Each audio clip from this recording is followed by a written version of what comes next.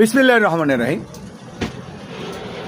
আসছে 11 তারিখ, জানুয়ারি 11 তারিখে বিএনপির চেয়ারপারসন জনাব তারেক রহমান উত্তরবঙ্গে সফরে যাচ্ছেন। আশা করা যায় পর্যায়ক্রমে বাংলাদেশ সব জেলার মধ্যে তিনি যাবেন। তো এই উপলক্ষে সবার আগে বাংলাদেশ মাল্টিমিডিয়া টেলিভিশন চ্যানেল থেকে আমরা সাধারণ মানুষের মতামত জানছি। তো এখন আসছি আমরা জনাব ফরিদুল ইসলাম ফারুক ভাইয়ের কাছে কিছু জানতে চাই। জনাব ফারুক। বিসমিল্লাহির রহমানির রহিম। বাংলাদেশে স্বাধীনতার পরে এ যাবৎকালে যারা রাজনীতি করছে এবং যারা ক্ষমতায় ছিল, এর ভিতর শহীদ প্রেসিডেন্ট জিয়াউর রহমান এবং তিনবারের সফল প্রধানমন্ত্রী বেগম খালেদা জিয়া অন্যতম।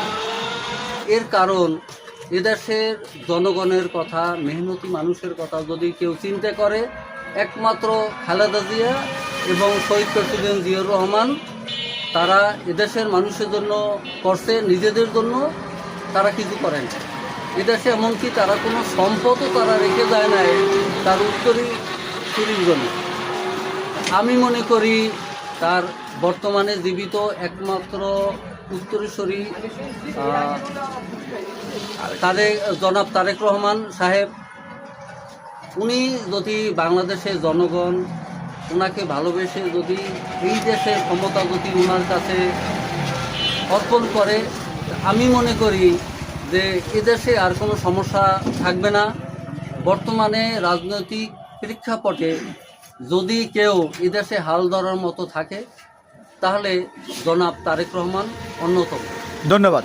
আচ্ছা, আরেকটা জিনিস জানতে চাই, সামনে তো ত্রয়োদশ জাতীয় সংসদ নির্বাচন, তো অনেক ধরনের সব বাধা পেরিয়ে এখন সামনে জাতীয় নির্বাচন আস্তে আস্তে আসতেছে। তো আপনি নির্বাচন নিয়ে কিছু বলেন। আমাদের দেশে আমরা যারা জনগণ আছি, আমরা সবসময় একটা কথা চিন্তা করি যে কোন দল বাংলাদেশের জন্য কাজ করে, কারা বাংলাদেশের জন্য অনস্বীকার্য।